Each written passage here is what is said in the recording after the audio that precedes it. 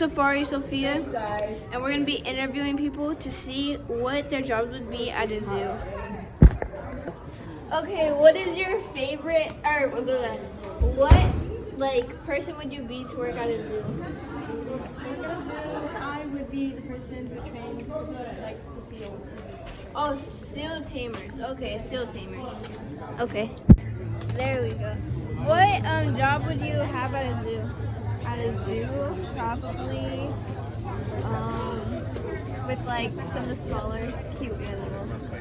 Definitely not the lions. That's the most cutest animal. What you talking about? Ding. Okay. What job would you do at a zoo? I would definitely feed the sea lions. 100%. For sure. Okay.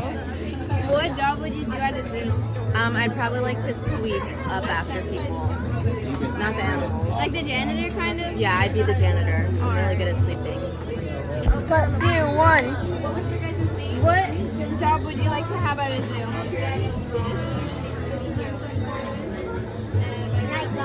Night guard, so like security guard. What job would you have at a zoo?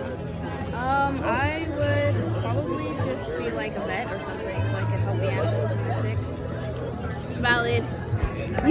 Elephants' baths, scrubbing them with the big brush and all that stuff. So the elephant cleanup person? Painting. The elephant cleanup person? Yeah. Alright, the elephant cleanup person. What job would you take at a zoo? What job would I take at a zoo? The lion keeper. The lion tamer? Yes, that too. What job would you take at a zoo? What job would I take? Yeah. The guy who sells Dippin' Dots. Can you give some for me? Just give it to me for free? No, it's gonna come out of my salary. What job would you take at a zoo? To clean up the zoo. The giraffe. The pooper scooper! Hey Calvary kids, I loved learning about what you would want to do if you worked at a zoo. Today's main point is about learning and how with God we can continue learning through the Bible. Let's go ahead and check out this ape named Coco who learned a lot of unique behaviors that kind of resemble humans. Check it out. Baby.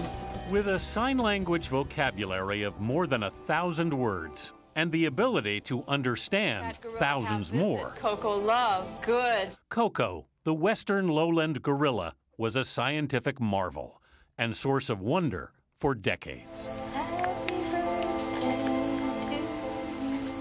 Coco, who died this week at the age of 46, captured the world's attention not just because of her ability to communicate, but for her display of human-like emotions and empathy. Oh, they're crying. They are crying on the movie. Coco was born in captivity in 1971 at the San Francisco Zoo and began learning sign language at the age of 1 from Dr. Penny Patterson as part of a Stanford research project. She became a sensation back in 1978 as the subject of a National Geographic cover story. The cover, a picture Coco took of herself in a mirror. Coco would again grace the magazine's cover in 1985. This time, it showed the gentle giant cradling her pet kitten, All Ball.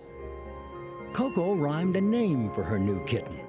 When the beloved feline died, Coco was visibly upset. Coco, All Ball was hit by a car.